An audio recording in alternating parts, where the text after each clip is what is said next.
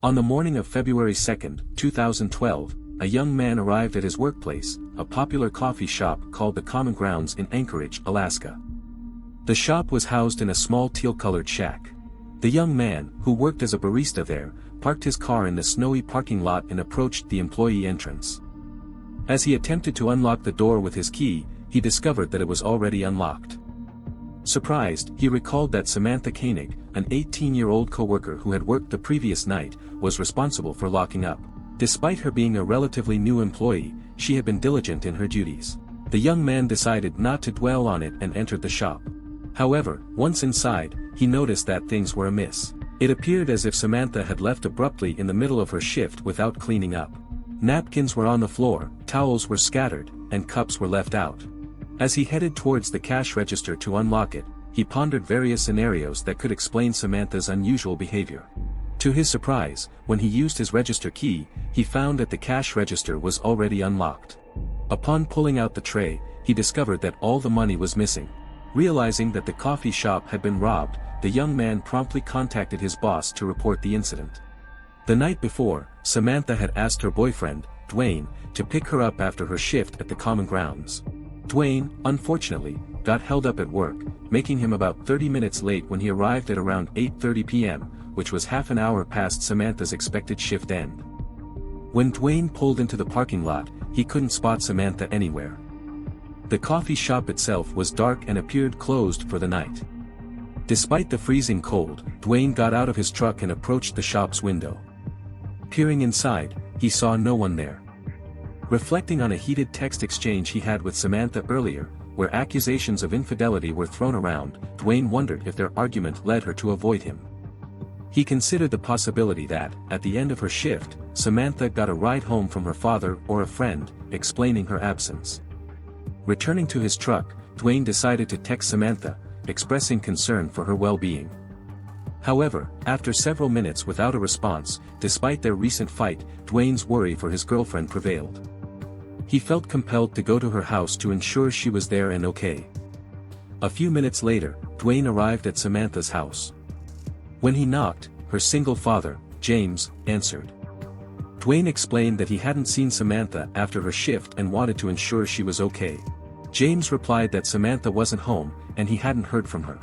Concerned, they both went into James's kitchen, sat down, and started calling and texting Samantha to figure out her whereabouts. After a short wait, Dwayne received a text from Samantha. The message conveyed that she was upset but needed time to think. She mentioned being with friends for a couple of days and asked Dwayne to let her father know. Dwayne showed James the text, but it struck James as unusual. He had a close relationship with Samantha, having raised her since she was 2. It seemed odd that she wouldn't directly inform him about her plans and ignore his calls when he was worried.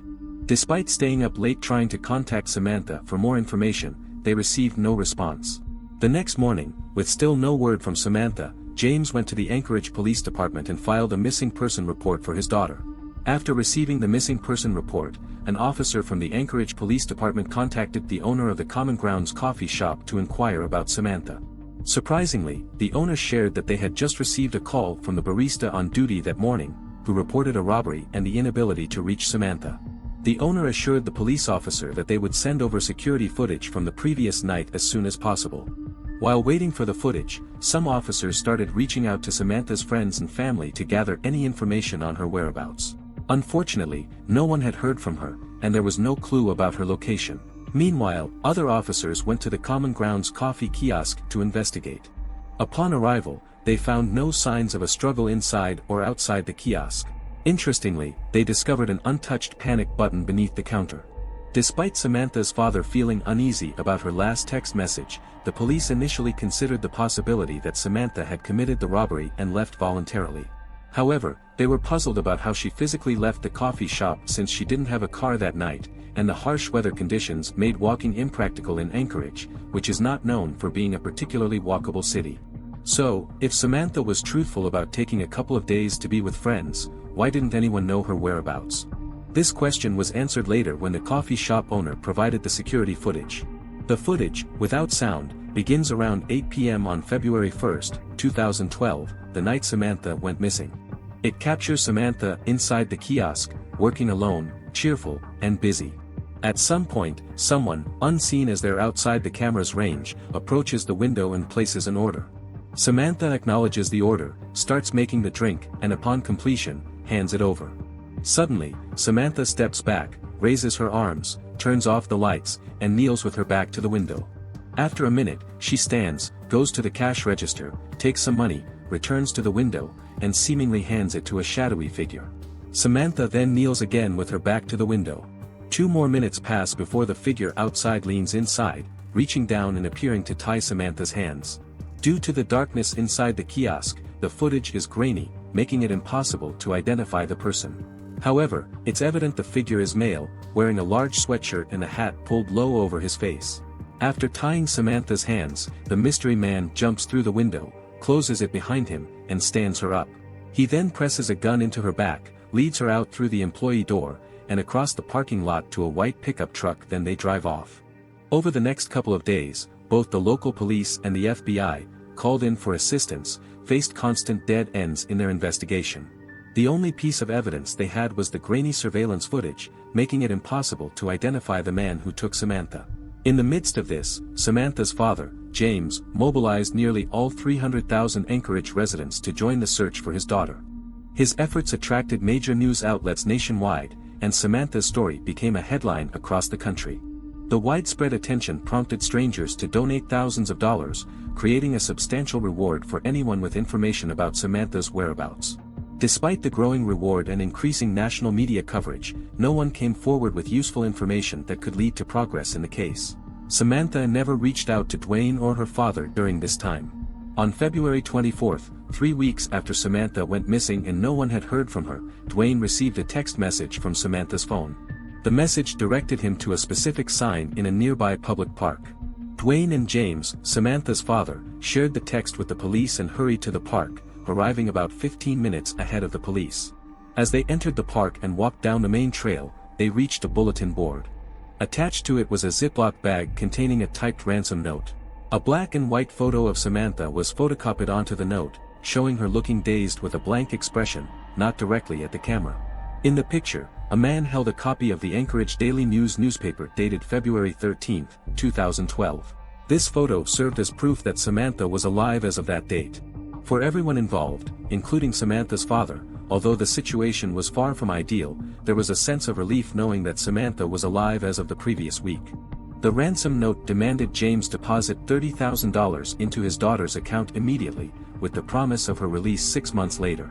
Following FBI advice, James deposited a portion of the ransom money into Samantha's account. The FBI then waited and monitored the account, ready to track any attempts to withdraw money. A few days later, there were 3 separate withdrawals made in Anchorage from Samantha's account. Every time the FBI was notified about a withdrawal, they rushed to the location, but the person attempting the withdrawal, wearing a ski mask and big sunglasses, had already left. Despite checking the security footage from these ATMs, the masked man remained unidentified. After these withdrawals, the account went quiet for over a week, and during that time, there was no communication from Samantha. Then, on March 7, withdrawals occurred, but this time they were in Arizona, then New Mexico, and again in Texas. Authorities responded promptly, but once again, they arrived after the masked man had left. However, there was a breakthrough. In one of the surveillance videos from a Texas ATM, they spotted the car the man used, a small white Ford Focus. They saw him leave, heading east on a Texas highway. Authorities in Texas were alerted to watch for this particular car in the area. On March 13, a Texas patrolman found the car in a hotel parking lot. He waited until a man in his 30s exited a hotel room, walked down, and got into the car. The patrolman followed him, looking for any reason to pull him over. Observing that the man was going slightly over the speed limit, the patrolman pulled him over. Approaching the driver's side, the patrolman found a calm individual who handed over an Alaskan license. The man's name was Israel Keys, 34 years old, residing in Anchorage. The patrolman, realizing they had likely found the person they were looking for, took action. He called for backup, and soon they were searching Keys' car. In the trunk, they discovered a ski mask, along with clothes matching the description of the person making ATM withdrawals. Additionally, they found a gun, Samantha's cell phone, and her debit card. Once Keys was arrested and in custody, he initially denied any involvement in Samantha's disappearance. However, faced with overwhelming evidence, he eventually admitted to having a role in the events surrounding Samantha. Keyes agreed to share the full story of what happened to Samantha, but with a peculiar request. He wanted an Americano coffee, a peanut butter Snickers, and a cigar. After receiving these items, he began to talk. The details he shared were disturbing and graphic, to the extent that the FBI has not released the complete transcript of his confession. Here is a summarized version of the events based on the information that has been made public. On February 1, 2012, Keyes decided to rob the Common Grounds coffee kiosk. Approaching the window, he expected to find a teenager working inside, and he was right, it was Samantha. Initially asking for an Americano, Keyes' plan took a dark turn. Instead of just stealing money, he decided to take Samantha with him. As she handed him the drink, Keyes discreetly pulled out his gun. Keyes noted that Samantha was very obedient and visibly scared, yet she tried to remain composed. At some point, he took her phone and sent a text to her boyfriend, informing him that she would be spending a couple of days with friends and that he should inform her father. Keyes revealed to Samantha that he planned to hold her hostage and extract ransom money. When Samantha explained that her family was not well off and wouldn't be able to provide much money, Keyes reassured her, saying he believed her family would find a way to raise the money. They then drove around Anchorage for several hours, occasionally stopping to allow Samantha to relieve herself or for Keyes to smoke a cigar. Around midnight, Keyes returned to his house, pulling into the driveway. Instructing Samantha to lie down in the back seat, he covered her with tarps and warned that any attempt to escape would result in harm. Keyes then entered his home, where his 10-year-old daughter and girlfriend were sleeping. He and his daughter were set to leave for a 2-week luxury cruise to New Orleans in a few hours. After returning to the car, Keyes blindfolded Samantha and led her down the driveway to his shed. Once inside, he had her sit on an upturned bucket, secured a rope around her neck, and anchored it to the wall, pinning her in place. Keyes turned up the radio to drown out any potential noise, reminding her that making any sound would lead to dire consequences. Despite the threats, Samantha remained obedient. Keyes provided her with cigarettes, assuring her to stay calm as he planned to obtain ransom money from her family. He set up space heaters for warmth, locked the shed door, and returned to his house. Confirming his daughter and girlfriend were still asleep, Keyes relaxed with some wine. After a while, he grabbed a cup of water and returned to the shed, finding Samantha composed yet visibly frightened. She inquired about her father and the ransom situation, to which Keyes falsely assured her that everything was progressing smoothly, her father was cooperating, and they would soon be out of the situation according to plan. Afterward, he approached Samantha, unscrewing the anchors holding the rope against her throat. He cut the zip ties on her wrists, allowing her a brief moment of relief to sit forward and relax. Samantha appeared visibly relieved, thinking her nightmare was ending. However, Keyes abruptly grabbed her aggressively, tying her up again, more thoroughly and tightly this time. It was a cruel trick. When he initially cut her restraints, it was just to see her reaction, making her believe she was being released when in reality, he never intended to let her go. There was no ransom, and he hadn't spoken to her father, it was all a lie. Keyes later admitted to investigators that as he tied her up for the second time, Samantha had a look of total resignation, realizing the horror that awaited her. After securing Samantha, Keyes left the shed, locking it behind him. He checked one more time to ensure his 10-year-old daughter and girlfriend were still asleep before returning to the shed. Upon entering, he noticed the smell of urine and sweat. Looking at Samantha, who was terrified, he assaulted her. Once finished, standing over her while getting dressed, Samantha calmly asked if he was going to kill her. Keyes affirmed, putting on leather gloves as she attempted to dissuade him, but he insisted there was no other way. Shortly before 4 a.m., Keyes drove a knife into Samantha's back and proceeded to choke her until she stopped moving. Keyes told investigators that she never made a sound during the horrifying ordeal. After Samantha was dead, Keyes left the shed and locked it behind him. He went into his house, took a shower, and woke up his daughter, instructing her to get ready as they were leaving for the airport soon. While his daughter prepared, Keyes returned to the shed. There, he rolled Samantha's body in a tarp, pushed it to the back, unplugged the space heaters, turned off the lights and music, and double-locked the shed. He then went back inside to make breakfast for his daughter. At 5 a.m., a cab arrived, and Keyes, along with his daughter, headed to the airport, eventually making their way to New Orleans for a 2-week vacation. Upon their return, Keyes went back to the shed, unrolled Samantha from the tarp, and, by his account, she still appeared fairly lively.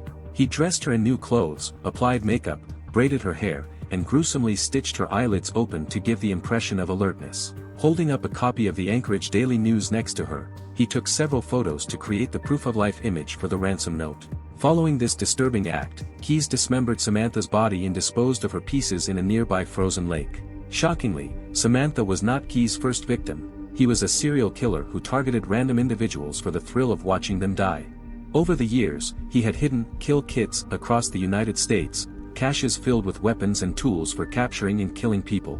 This way, regardless of his location in the country, when he had the urge to kill, he would access the nearest kill kit, target a random stranger, and execute the horrifying act.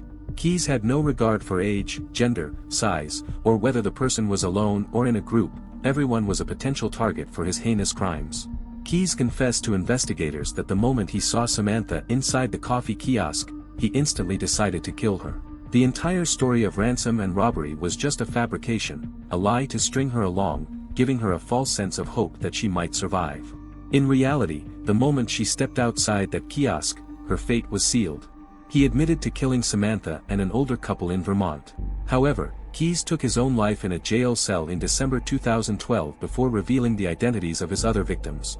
Consequently, we still don't know the full extent of his crimes, and the best estimate is around 11 victims, based on a drawing he created in his jail cell. However, this remains speculative.